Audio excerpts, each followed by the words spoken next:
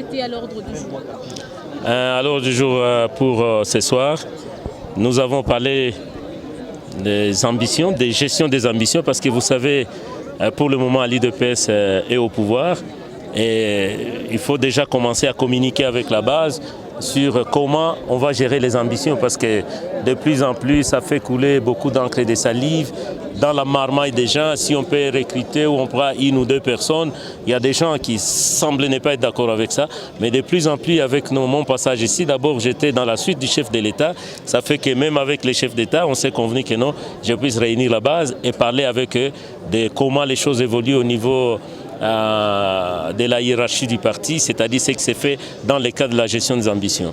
Et puis de deux, il y a aussi, nous avons souhaité parler, expliquer un peu à nos membres ici à Goma comment les négociations se font entre les CACH et les FCC. Il fallait donner essayer d'éliminer quelques zones d'ombre qui sont dans les esprits de combattants. Mais aussi, nous avons parlé de la redynamisation du parti. Vous savez, nous n'avons pas fait, nous n'avons pas eu beaucoup de députés au niveau de la députation nationale, même comme provinciale. Il est grand temps que nous commencions déjà à sensibiliser notre population, et surtout les membres de l'IDPS, à prendre conscience que 2023, c'est d'ici là.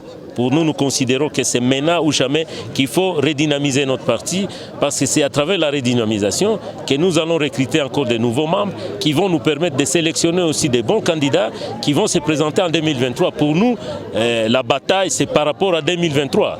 Et on ne peut pas gagner le pari de 2023 si et seulement si le parti n'est pas bien structuré, le parti n'est pas bien redynamisé au niveau de la base. Voilà un peu les 3 points qui ont été à l'ordre du jour avec les membres de l'IDP ce soir.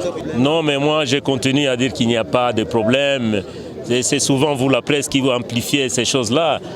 C'est vrai, nous sommes dans un parti à vocation démocratique. Accepter que les gens, si quelqu'un passait dans la rue et dit Rubens, tout ça, mais moi je considère que c'est aussi ça la démocratie que nous avons voulu. Mais cela n'implique pas à dire qu'il y a deux têtes, non. Ici il y a une fédération, il est là, c'est lui le président fédéral. On peut ne pas être d'accord avec lui, c'est ça que j'exhorte même les membres, de venir, qu'on se mette ensemble plutôt que de se mettre à l'écart, parce qu'il y a beaucoup de choses qui vont les échapper. Et aujourd'hui, je vous ai dit que nous avons parlé de la gestion des ambitions. Vous n'êtes pas dans les comités formellement reconnus. Vous allez passer où? C'est vrai, vous pouvez avoir un ami à vous, au niveau de la hiérarchie, qui peut vous pistonner. Mais c'est encore mieux d'être présenté par la fédération, par le parti. En ce moment-là, ça sera plus facile pour vous. Et c'est ça que nous sommes en train de vouloir faire comprendre aux uns aux autres, à comprendre qu'on a intérêt à se mettre tous ensemble. Il n'y a pas de problème, c'est des petits problèmes où il y a certains qui se font des illusions, il y a certains qui manquent d'informations, il y a certains qui sont manipulés, mais cela n'implique pas à dire qu'il y a deux fédérations. Ici, il y a la fédération de Goma qui existe, et les restes, ce sont des membres qui peuvent ne pas être d'accord. Ce sont aussi des expressions démocratiques, mais que je crois, à partir de la réunion de ce soir, ça pourrait être jugulé demain après-demain. Bon, mais enfin, avec CACH et FCC, nous sommes en train d'évoluer dans les cadres de la coalition. On ne peut pas se voiler la face. Le FCC a besoin de nous. Nous aussi, comme CACH, nous avons besoin d'eux. C'est pourquoi nous sommes dans la coalition. Nous avons tous refusé la cohabitation, parce que la cohabitation, ça risque de nous ramener à l'époque de Lumumba, Kasavubu, et même, je crois, si c'est Tchombe, c'est pas moi, Kimba, tout ça. Et aujourd'hui, nous acceptons de coaliser. Parce que nous avons l'impérium, nous avons un chef de l'État. C'est lui qui détient la manette, c'est lui le conducteur de ces pays. Vous pouvez avoir la majorité au sein de l'Assemblée, vous pouvez avoir la majorité au Sénat, vous pouvez avoir la majorité des gouverneurs de province. Eh bien, ce n'est pas une assurance, c'est lui qui détient l'impérium, c'est lui qui détient le bâton. À tout moment, il peut frapper fort et puis on peut tout recommencer. C'est ainsi que nous travaillons. Nous travaillons pour la mise sur pied des institutions. Les institutions, par exemple l'Assemblée, nous avons déjà un ticket. Nous espérons que c'est ce ticket-là qui va gagner dans les bureaux de l'Assemblée. Nous avons travaillé avec les CACH, nous sommes en train de travailler. Et aussi, j'en profite pour dire, même aux habitants du Nord Kivu, que votre humble serviteur, il fait partie de l'équipe des CACH qui négocie avec les FCC. Il y a un grand travail qui est déjà fait sur la formation du gouvernement. Nous avons déjà convenu sur la taille du gouvernement. Il reste maintenant qu'on discute sur les quotas des uns des autres. Et bien entendu, le Premier ministre, on a donné un nom que le président de la République a refusé. Et tout ça, ça fait que les choses piétinent un tout petit peu, mais nous sommes en train d'avancer. Et je crois d'ici là, non seulement le gouvernement pourra être connu, ou d'abord les formateurs pourraient être connus, et le gouvernement pourra être rendu public, et les choses vont évoluer, les choses vont avancer, jusqu'à ce que nous puissions réaliser les promesses que nous avons faites auprès de la population congolaise. Bon, je crois que ça, ce sont des spéculations. Ce sont des spéculations. Aujourd'hui, il n'y a qu'un seul président de la République. Je vais vous donner comme exemple, pas même un exemple, c'est un exemple concret. Kabila voulait utiliser le salon d'honneur, où les présidents de République qui viennent, les visiteurs doivent passer par là. Le président a refusé. Je vous donne seulement ce petit exemple. Il a refusé et ça n'a pas été le cas. Vous savez, aujourd'hui, il y a les nostalgiques, des kabylistes qui sont des nostalgiques et ils n'ont pas encore compris que le pouvoir est déjà parti. Et aujourd'hui, nous avons un tact politique. Et c'est cet acte politique qui dépasse beaucoup de gens.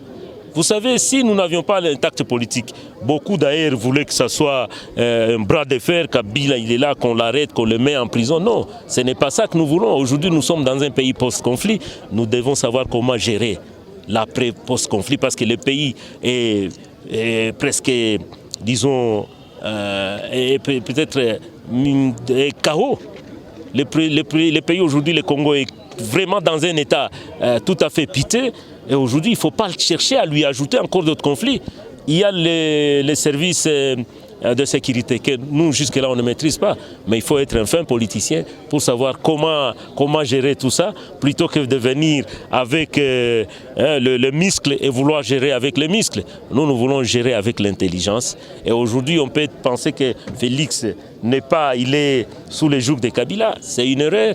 Mais je crois qu'au fil du temps, même Kabila lui-même, il est en train de comprendre que le pouvoir n'est plus entre ses mains. Et même ces poulains, ils le savent, ils ont compris. Et laissez-moi vous dire que l'ennemi de l'homme, c'est le temps. Au fil du temps, vous allez comprendre que l'effectivité du pouvoir est entre nos mains. Et moi, si je l'ai dit, c'est parce que je vis à Kinshasa. Je vois comment nous menons le pouvoir que nous avons aujourd'hui. Il n'y a pas à se faire des soucis si ce ne sont que des spéculations, des gens qui veulent seulement chercher des petites bêtes dans les têtes, même des têtes qui sont tout à fait chauves. Non, moi je crois que de plus en plus le chef de l'État est en train de montrer à la face du monde que c'est lui le fédérateur. Il est venu pour fédérer toutes les forces ici en province. Et Beni, c'est vrai, à un moment donné, on voulait nous faire voir que non, c'est la Mouka, c'est si, non. Je crois que la population elle-même, elle a même demandé pardon au président Félix. Moi, je crois que c'est un signe d'humilité. Et même les propos du président, c'était de ne pas aussi se verser dans le sens de les condamner et de comprendre tout simplement comme père de famille. Les dérapages, même en famille, ça peut arriver, mais ce n'est qu'une partie remise. Et Beni, pour nous, c'est une priorité de priorité parce que Beni souffre de deux choses. Il y a le phénomène Ebola, il y a le phénomène insécurité. Et le président a tenu personnellement à se rendre là-bas pour rassurer cette population, pour compatir avec cette population.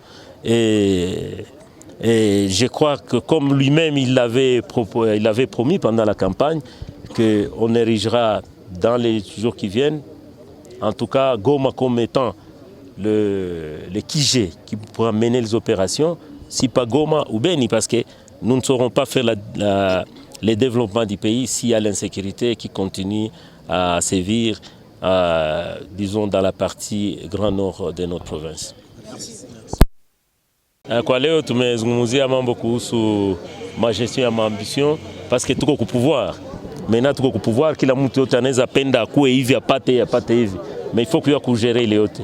Na ndio maana tunaelezea watu wengine walikuwa na mamio inakosa inavunjika, bali kamata fulani, hawakunikamata mimi. Hatuwezi kuchukua watu wote, nafasi ingali nyingi. Watu wajipange, wajitayarishe, tutajua namna gani tutaweza enda tunabaweka mafasi fulani ya nani. Alors il fallait tufike hapa tuzungumuze juu ya ile.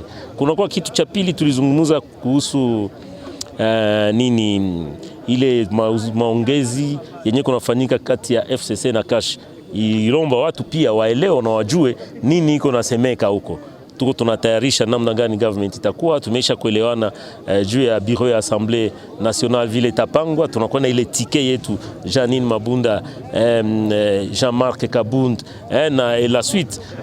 Pia yafaa watu wajue ya kwamba ile maongezi tuko tunafanya ile maongezi ndio itaweza kusaidia tukue na gouvernement yenyewe itakuwa nguvu, kwa sababu ule formateur tukesha kuzungumza mingi juu yake mbele ya wakati. Sasa atakuwa nome, atafika vitu vyote vineshapangiwa, tuko tunapanga namna, kwa sababu wakati atatajwa ule formateur, bien que Kabila leta jina moya ya huyo Yuma president wa republika alikatala, naomba walete jina ingine au walete 2 3 kama vile walifanya wakati sisi walikuwa natuomba majina pia. Nawaza hii yote ndio tuko tunaikaa tunazungumza nao kusudi tuelewane, tupange kitu kimoja kenye kitasaidia kuweza kutoka mwa hii shida. Kia tatu tulizungumza juu ya parti yetu namna gani hapa Goma iweze kuwa na sura mpya. Watu ingawa wanagombana huku na huko, kati ya nyumba wote watu wanagombanaka. Alors ifale kuelezea wajipange vizuri, waache magomvi ya ovyo ovyo, waache ile kutetana kusema vitu ya ovyo ovyo ndani ya njia, baingie ndani ya parti mwenye akukwa komite akuye balete ma proposition, tutaenda nazo Kinshasa. Comme ça president wa parti atatosha nomination ingine ya mpya ya batu benye bataongoza chama hapa ku Nord Kivu, Goma na kandokando.